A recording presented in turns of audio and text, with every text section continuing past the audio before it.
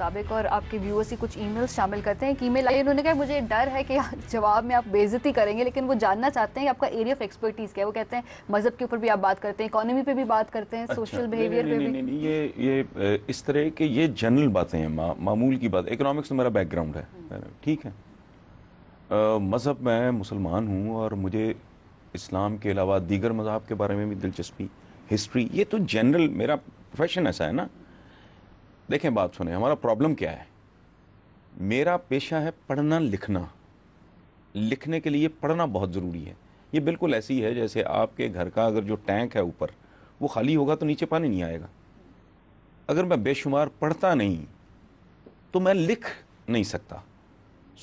اچھا ہاں, اب یا تو مجھے آپ کہیں کہ جی فزکس کے بارے میں کوئی بات, پیور سائنسز کے بارے میں کوئی بات, سوال ہی نہیں پیدا ہوتا, چونکہ وہ میرے میدان نہیں ہے. لیکن باقی تو یہ جنرل اور روزمرہ معمول اور روٹین کی باتیں ہیں جو میرا خیال ہے ہر پڑھا لکھا آدمی. اچھا, ایک اور ای میل آئی حفیظ کی, وہ کہتے ہیں کہ اشرف المخلوقات کا ٹائٹل دیا جاتا ہے انسانوں کو, کہتے ہیں تو پروپیگنڈا ہے جانوروں کے خلاف, کو ان سے بھی تو پوچھ لیں. لیکن انسان ویسے بڑی دلچسپ چیز ہے. یہ گدھا مارے تو کہتے ہیں دولتی, بندہ مارے تو کہتے ہیں جی ہم نے فلائنگ کک ماری. انسان ہے تو شرارتی چیز, لیکن جو یہ کہہ رہے ہیں نا یہ درست نہیں ہے. یہ اشرف المخلوقات ہے, چونکہ اور کوئی مخلوق کائنات میں ایسی نہیں ہے جو اپنے جیسوں کے لیے قربان کر دے اپنی زندگی. یہ حضرت عیسیٰ سے لے کے سقراط کے زہر کے پیالے تک یہ انسان ہی ہے جو انسانوں کے لیے اپنا آپ قربان کر دیتا ہے. کبھی اس کو بجلی کا تحفہ دیتا ہے, کبھی اس کو جہاز کا تحفہ دیتا ہے, کبھی اس کو ٹیلی فون کا. آپ اندازہ لگائیں اس ماں کا. میں نے اپنی جوانی میں یہ دیکھا ہے, ٹیلی فون لگنا بڑا مشکل ہوتا تھا عام لوگوں کے لیے, ٹھیک ہے. لوگ کالز بک کرا کے بچوں سے بات کرنے کے لیے ترستے تھے. آج ایک غریب آدمی فون اٹھاتا ہے, اگر اس کا کوئی رشتہ دار, کو بہن بھائی ماں باپ کہیں باہر ہے تو بات کرتا ہے. یہ کون لوگ ہیں؟ ایڈیسن جس نے لوگوں کو روشنی دی, بجلی دی, وہ بجلی کی تلاش میں اس کی اپنی جو بصارت تھی وہ تقریباً کھو چکا تھا. نیوٹن نے جو راتیں جاگی, اور دیگر جو لوگ ہیں, اور جو لوگوں کی فلاح و بہبود کے لیے پھانسیاں چڑھ گئے, بھگت سنگھ کون تھا؟ ٹھیک ہے نا. تو یہ اشرف المخلوقات کا مطلب یہ نہیں ہے کہ ہم جیسے لوگ بھی اشرف مخلوق ہیں. ہم میں سے کچھ ایسے ہوتے ہیں, میں اور آپ شاید نہیں ہیں, لیکن یہ ہمارے ہی اندر بھگت سنگھ نکلتا ہے نا. اور وہ جس نے کہا تھا میرا نام محمد رام سنگھ ہے, جس نے جا کے وہ جلیانوالے باغ کے ولن کو انگلینڈ جا کے مارا تھا. تو بہرحال اس میں اشرف نکلتے ہیں, یہ واحد سپیشی ہے. اچھا, ایک اور جو آج کل خبریں بہت زیادہ اخباروں کی زینت ہے, مشرف صاحب کا انٹرویو چھپا ہے, انہوں نے کہا کہ اسرائیل کے ساتھ روابط قائم کرنے چاہیے. آپ کا کیا کامنٹ ہوگا؟ ہمارے ہاں تو پتہ نہیں, ہمارے اندر کوئی احساس جرم ہے کہ ہم زیادہ ٹھیکیدار بنتے ہیں. ٹرکی سپر پاور تھا, سمبل ہے اسلام کا, اور دیگر بے شمار مسلمان ممالک ہیں جن کے اسرائیل کے ساتھ تعلق, جارڈن, ایجپٹ, ٹھیک ہے, بے شمار ہیں. تو ہمیں کیا تکلیف ہے بھائی؟ تو اگر مشرف صاحب نے یہ بات کی ہے تو ٹھیک کی ہے. یہاں کچھ لوگوں کو بہکاتے ہیں, ان کو ایکسپلائٹ کرتے ہیں. ادروائز ہمارے آقا کا بھی ان کے ساتھ معاہدہ ہوا تھا, یہودیوں کے ساتھ. اسرائیل ہے, ٹھیک ہے, تعلقات رکھو, کیا حرج ہے اس میں؟ بے شمار باقی ہیں, ہم نے کوئی ٹھیکہ لیا ہوا ہے.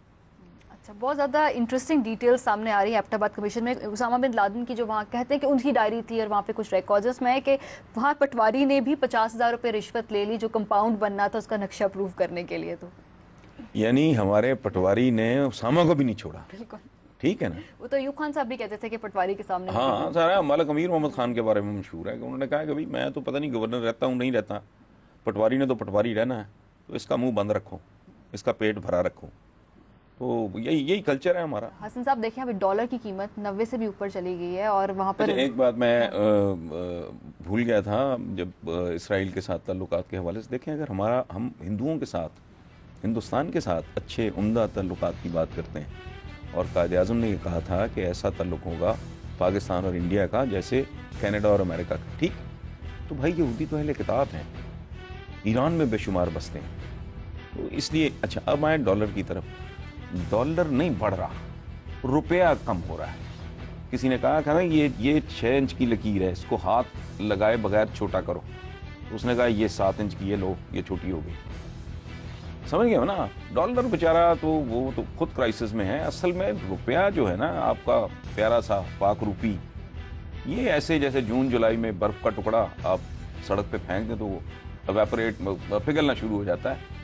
اسی طرح آپ کا روپیہ پگھل رہا ہے، اس کا کوئی بندوبست ہے۔ اچھا، جاتے جاتے ایک آخری بات، آج کل بڑی بات کی جا رہی ہے کہ نئے صوبے بننے چاہیے لسانی بنیادوں پہ، انتظامی بنیاد پہ، آپ کا خیال ہے ہونے چاہیے نئے صوبے؟ بالکل ہونے چاہیے، یہ وائبل ہے ہی نہیں، یہ ملکوں پہ بھاری ہیں ہمارے صوبے۔ یہ دیکھیں بات سنیں، ایک تو یہ اہلیتیں ان کی مشکوک ہیں، نیتیں ان کی مشکوک ہیں، اوپر سے اتنے بڑے صوبے یہ ٹھاٹ کرتے ہیں، ان کو بالکل وائبل یونٹس ہونے چاہیے، کوئی حرج نہیں ہے اس میں۔ اسی پوائنٹ پہ ہمارے پروگرام کا وقت بھی ختم ہوتا ہے، ہمیں لکھنا نہ بھولیے گا mm@geo.tv پر۔ اپنا خیال رکھیں، خدا حافظ۔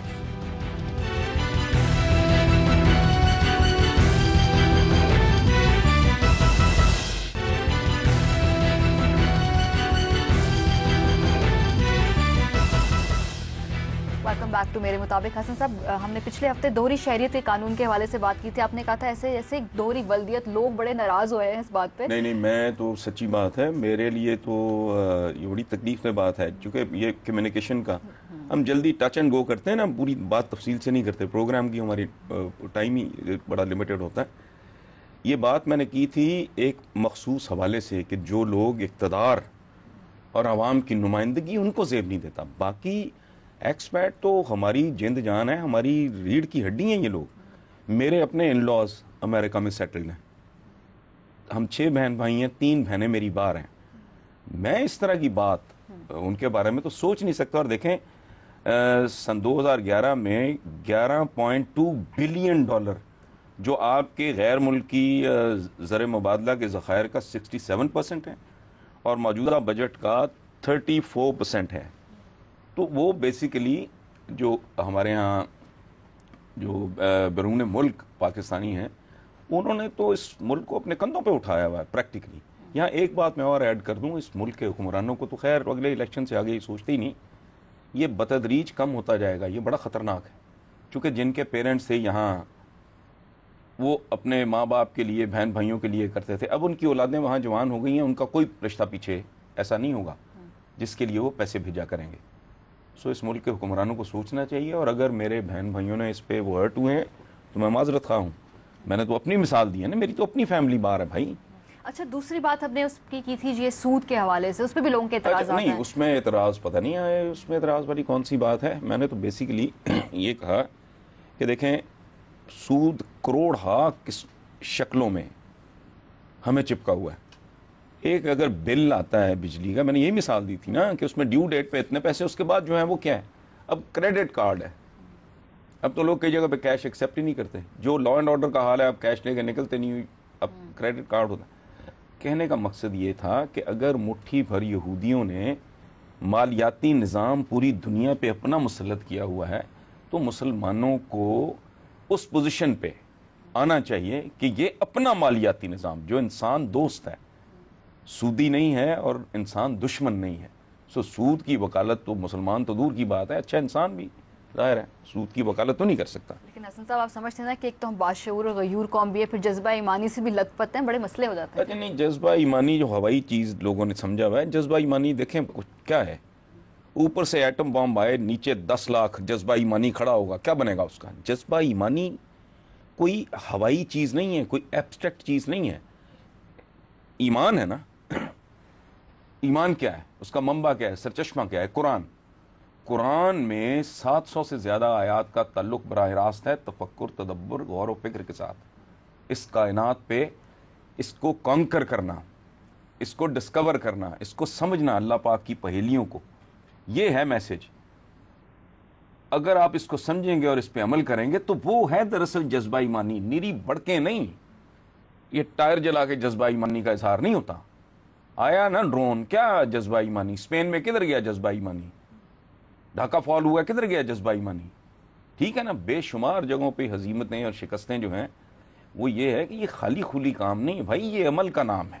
یہ بھی دیکھیں نا حسن صاحب، احتجاج ہم کس طریقے سے کرتے ہیں، سڑکیں بلاک کر دی، توڑ پھوڑ شروع کر دی۔ یہ بھونڈا طریقہ ہے احتجاج کا۔ اور ایک اور بات بڑی فنی ہے، گیس میں ہوش مند اسکول گوئنگ، میرا خیال ہے 7ویں 8ویں 9ویں میں ہوں گا شاید، جب گیس آئی تھی، اس پہ اس طرح ریئیکٹ کر رہے ہیں جیسے پتہ نہیں کتنی نسلوں سے گیس کے عادی ہیں۔ بجلی، وہ بھی ابھی کل کی بات ہے، ٹھیک ہے، پروٹیسٹ ضرور کریں لیکن اپنی ہی پراپرٹی، یہ دکھ کی بات ہے۔ آپ جب ٹائر جلاتے ہو تو آپ کو اندازہ ہے کتنی پولیوشن وہ بلاول تک نہیں جائے گی وہ آلودگی، وہ گندگی جو آپ پھیلا رہے ہیں. ٹائر جلا کے کبھی دیکھا اس کا دھواں کس قسم کا ہوتا ہے؟ وہ آپ کے بچوں کو نگلے گا، ان کی صحتیں برباد کرے گا. ٹریفک سگنل ہے وہ آپ کا ہے بھائی، اس کو نہ توڑیں. غریب آدمی کی گاڑی اس نے قسطوں پہ لی ہے، بیچارے نے پیٹ کاٹ کے لی ہے، کوئی چھوٹی موٹی گاڑی توڑ دی، تو طریقہ ٹھیک نہیں ہے. احتجاج کریں اور پھر متبادل ذرائع جو ہیں اس پہ بھی غور کر لیں. ساری زندگی تو اوپلے جلاتے رہے آپ لوگ، کوئلہ جلاتے رہے، وہ جو مٹی کا تیل جسے کہتے ہیں اس کے چولہے جلتے تھے. ٹیک اٹ ایزی، کوئی بات نہیں، اللہ خیر کرے گا. اچھا، ایک اور عوامی مسئلے کی طرف آپ کی توجہ دلاؤں گی. یہ گزشتہ روز بھی کراچی میں ہوا، ایک بچی نالے میں گر گئی ہے. کچھ ہفتے پہلے یہاں ریچل تھی لاہور میں، وہ گر گئی تھی مین ہال میں، گر کے ہلاک ہو گئی. ڈھکنے اٹھا کے لے جاتے ہیں بچے جو ہیں ان کو. آپ اس کی بات کر رہے ہو، ہمارے تو گاؤں میں وہ پوری کی پوری وائر ہی لے گئے، اس کی تار کاٹ کے ٹیلی فون کی وہ لے گئے. تو روٹین کا بھوک ناچ رہی ہے. میں تو کہتا ہوں کہ اب بیسیکلی سڑکوں پہ کون ہے؟ یا موبائل سنیچر یا گداگر. جلسوں میں کرسیاں نہیں چھوڑی اب تو. یہ تو اس لیے وہ بھوک ننگ ہے جو لے کے جا رہی ہے ان چیزوں کی طرف. افسوسناک ہے، لیکن کیا کریں. اب میں نے ایک دفعہ رانا ثناء اللہ کو، وہ فیصل آباد سے ہیں، میرا ان کے ساتھ اچھا پیار محبت کا تعلق ہے، تو میں نے کہا یار بہت برا حال ہے. میں گیا تھا ریسنٹلی، میرا شہر ہے وہ، تکلیف ہوتی ہے. میں نے کہا بازاروں میں وہ چھابڑیاں سینٹر تک پہنچ گئی ہیں، پیدل چلنا مشکل ہو گیا. تو رانا ثناء اللہ نے ایک جملہ بولا، اس پہ غور کریں آپ. اس نے کہا حسن بھائی شکر کریں وہ ڈاکے نہیں ڈال رہے، چھابڑیاں لے کے بیٹھے. یہ تو حالات ہیں. اسی پوائنٹ پہ ایک بریک لیتے، واپس آئیں گے تو آپ کی کچھ ای میلز شامل کریں گے ہمارے ساتھ.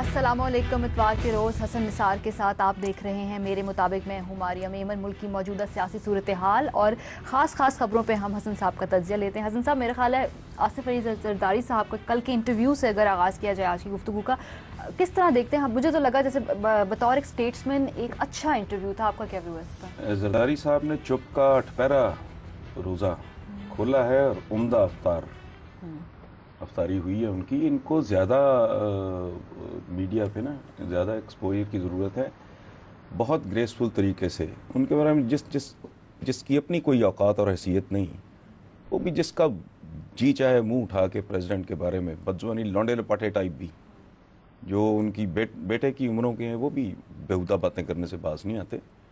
تو it was a very fine interview. اور ڈیفینیٹلی بہت سارے لوگوں کی رائے، یہ نہیں کہ میں نے پوچھا لوگوں سے، لوگوں نے کہا کہ یار بہت امپریسو اور بہت بہتر. ان کا ایکسپوجر ہونا چاہیے، زیادہ ہونا چاہیے. اچھا، کچھ کل پوائنٹس سن کے ہم ذکر کر لیتے جو انہوں نے جس میں بات کی. انہوں نے کہا کہ ان کی کردار کشی کی جاتی ہے، وہ زیادہ بات کریں گے، جو اپنے اتحادی ہیں، مخالفین ہیں، ان کے ساتھ ملیں گے. آپ کا خیال ہے دیر آئے درست آئے؟ دیکھیں، ہمارے ہاں کردار کشی ہماری عادت ہے.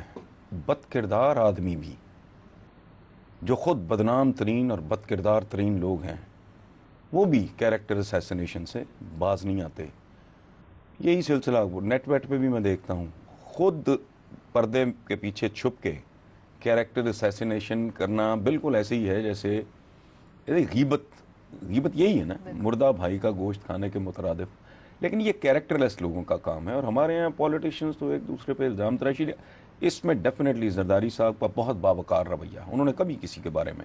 اچھا، کل اپنے مخالفین کو بھی تھوڑا سا انہوں نے نشانہ بنایا. عمران خان کے حوالے سے کہا کہ پہلے یہ ڈونیشن مانگتے تھے، اب یہ ووٹ مانگتے ہیں. تھوڑا پریشان لگتے ہیں ان کی ایک میں بات عرض کر دوں، یہ انہوں نے بڑا لوز بال پھینکا ہے زرداری صاحب نے.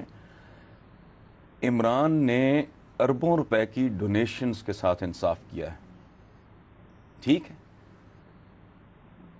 اب اگر اس کو ووٹ ملے گا تو اس کے ساتھ بھی وہ انصاف کرے گا. اس کو ڈونیشنز ملی ہیں، اس نے ایک دھیلے کی اس میں گڑبڑ نہیں کی، ٹھیک ہے، اور ایک اچھے اور اعلیٰ ترین امین کی طرح امانت لوگوں تک پہنچا دی. ووٹ بھی اگر اس پہ ٹرسٹ کیا تو یہ یاد رکھیں وہ ووٹ میں بھی ڈنڈی نہیں مارے گا. اچھا سیاسی ماحول بہت گرم ہے, شاید اسی وجہ سے اس رو میں بہ کے بھی لوگ بہت ساری اسٹیٹمنٹس دے سکتے ہیں. آج کل یہ بڑا فیشن ہے, لوگ کہتے ہیں الیکشن ہو جانا چاہیے. میاں صاحب کا آج بیان ہے کہ قوم چاہتی ہے آج ہی الیکشن ہو. الیکشن اگر جلدی ہو جاتا ہے تمام مسائل کا حل ہو جائے گا؟ نہیں, سوال ہی نہیں پیدا ہوتا. پہلے الیکشن نے کون سے اتنے الیکشنز ہوئے ہیں, کون سا مسئلہ حل ہوا ہے؟ مسئلے تو بد سے بدتر ہوتی جا رہی ہے نا صورتحال. اگر آئندہ الیکشن کے نتیجے میں بھی یہی تھوبڑے نظر آنے ہیں, یہی انہی لوگوں نے اقتدار میں آنا ہے اوپر سے لے کے نیچے تک, تو ہو نہ ہو اس سے کیا فرق پڑتا ہے؟ اور بات سنیں, ایک اور بہت بڑی غلط فہمی ہے. لوگ کہتے ہیں کہ الیکشنز کو بار بار ہونے سے تو تطہیر کا عمل, فلٹریشن کا بہتر لوگ آئیں گے. بالکل غلط ہے. 100 سال پہلے بھی دیکھ لیں, انہی مخدوم و شخدوموں کے رشتہ دار, ان کے دادے پردادے, کوئی ایم ایل اے تھا, کوئی فلاں تھا. تو اگر 20 الیکشن نے ہمارا وہ چینج نہیں کیا ماحول, تو آئندہ بھی آپ ہر 6 مہینے بعد کرا کے دیکھ لیں, کوئی فرق نہیں پڑے گا. جب تک انتخابی الیکشن کمیشن کی آزادی, غیر جانبداری اور انتخابی اصلاحات جب تک نہیں ہوتی, بیکار ہے یہ ساری ایکسرسائز. اچھا, اور بھی بہت انٹرسٹنگ بیانات ہیں. شاید یہ الیکشن ایئر ہے اس وجہ سے بیانات دیے جا رہے ہیں. میاں صاحب نے کہا کہ جی بلوچستان کے اوپر توجہ دینی چاہیے ہے, اور وہاں پہ غدار کا ٹیگ نہیں لگا دینا چاہیے فوراً سے. صوبوں کی بات نہیں کر رہے. بہت سینسیبل اور اچھی بات کی ہے. ہمارے ہاں یہ بڑا عام رواج ہے کسی کو کافر قرار دینا. ایک دفعہ میں نے لکھا بھی تھا, میاں صاحب کو پتہ نہیں کون کو مولوی اٹھ کے دائرہ اسلام سے خارج ہو. میں نے کہا تم تو اتنی آسانی سے تو لوگ خارج نہیں کرتے جس طرح تم خارج کرتے ہو. تمہارے باپ کا دائرہ ہے, ٹھیک ہے. غدار کسی کو کہنا یا کسی کو یہ حب الوطنی کا انہوں نے کوئی ٹھیکہ لے ہوئے. میاں صاحب نے ٹھیک بات کی ہے کہ کوئی غدار نہیں ہے. I don't believe. اور وہ جو بچہ ایک مسلمان گھرانے میں پیدا ہوتا ہے وہ گناہ گار تو ہو سکتا ہے, اچھا میاں صاحب نے کافر نہیں ہو سکتا. میاں صاحب نے یہ بھی کہا کہ فوجی عدالتیں قائم کریں گے جیسے پہلے کی تھی. غلطی یہ بڑی فضول قسم کی بات ہے. اگر فوجی عدالت ہوگی تو فوجی حکومت ہونے میں کیا تکلیف ہے بھائی؟